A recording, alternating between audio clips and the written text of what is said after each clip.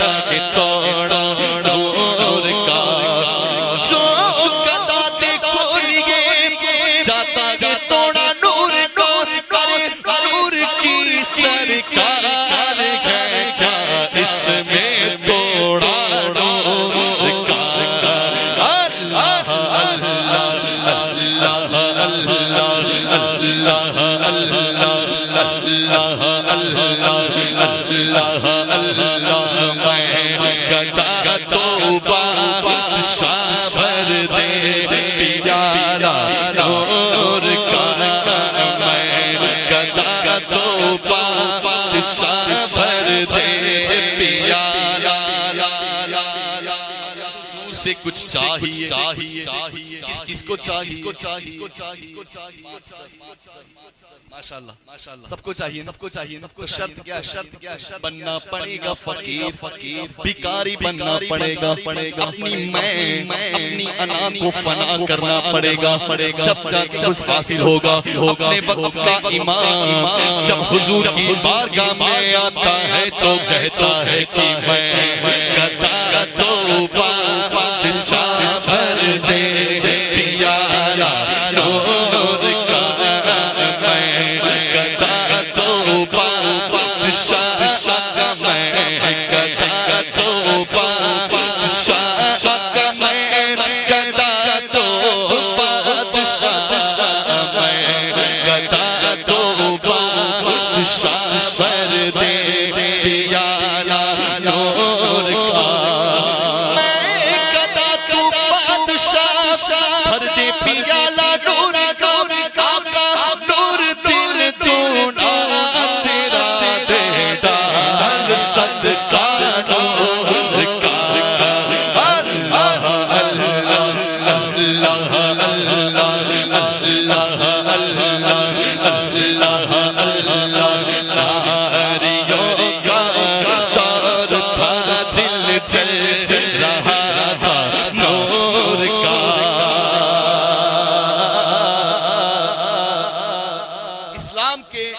شروعاتی دور میں ابتدائی دور میں عبادتیں بند کمرے میں ہوا کرتی تھی، لوگ ڈر کی وجہ سے چھپ چھپ کر عبادت کیا کرتے تھے، تو اس وقت مسلمانوں کی تعداد 39 تھی۔ کتنی تھی؟ 39 ہو گئے تھے، 40 ہونا باقی تھا۔ ان 39 مسلمانوں میں حضرت عمر رضی اللہ تعالیٰ عنہ کی بہن اور ان کے بہنوں ایمان لے آئے تھے۔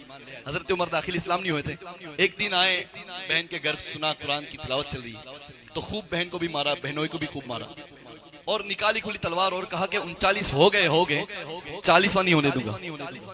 اللہ اکبر۔ پھر گئے اسی کیفیت میں میرے آقا کی بارگاہ میں، جیسے ہی دروازہ کھولا نا آقا نے عمر کو اپنے دیدار سے نوازا، پھر فاروق اعظم کی دنیا بدل گئی، پڑھا لا الہ الا اللہ محمد رسول اللہ صلی اللہ علیہ وسلم۔ فاروق اعظم ایمان لائے اور فاروق اعظم کے ایمان لانے سے سرکار بہت خوش ہوئے۔ کیوں کہ حضرت عمر پورے شہر مکہ کے شیر مانے جاتے تھے، ہر کوئی انسان کیا بلکہ شیطان بھی ان سے کانپتا تھا۔ نار کہتے ہیں جہنم کو، ناریوں کا دور یعنی جہنمیوں کا دور۔ اللہ اکبر۔ دیکھیں امام عشق محبت پورا نقشہ کھینچتے ہیں، فرماتے ہیں کہ ناریوں کا دور تھا دل جل رہا تھا نور کا، ناریوں کا دور تھا دل جل رہا تھا نور کا، اے عمر تم کو دیکھا ہو گیا ٹھنڈا گلے جانو کا، اللہ اللہ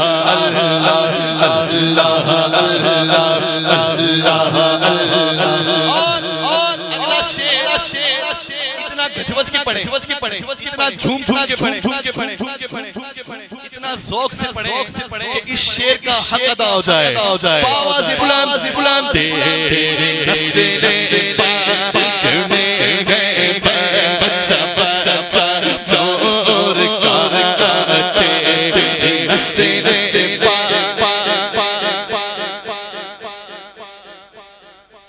اس شعر کو پڑھنے کا مزہ جب کہ جتنے بھی سامعین حضرات تمام لوگ سرکار دادا بابا کا تصور کریں تو پھر یہ شعر مزہ ہے.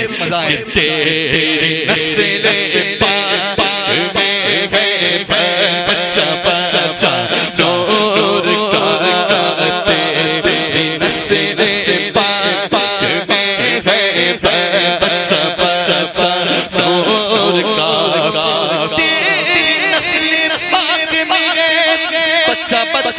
چور کا نور کا آقا تو گئے نور تیرا سب گھرانا نور کا. اللہ اللہ اللہ اللہ چاند جھک جاتا جدھر انگلی اٹھاتے مہد میں. حلیمہ سعدیہ رضی اللہ تعالیٰ عنہ ایک دن کیا فرما رہی ہے کہ میں کیا دیکھ رہی ہوں کہ چاند ہل رہا ہے. چاند ہل رہا ہے تو میرے دل میں ایک خیال آیا کہ لاؤ میرے محمد کو تو دیکھوں. سبحان اللہ. آپ فرماتی ہیں میں نے دیکھا سرکار مہد میں پالکی میں جھولا جھول رہے ہیں اور مصطفیٰ کریم کی انگلی اٹھی ہوئی ہے اور فرماتی ہے کہ سرکار کی انگلی جدھر چاند ادھر. تو امام کا عشق پھر کیسے خاموش رہے ہیں کہ چاند جھک جاتا جدھر انگلی اٹھاتے مہد میں. چاند جھک جاتا جدھر انگلی اٹھاتے مہد میں کیا چلتا تھا اشاروں پر کھلانا نور کا. اللہ اللہ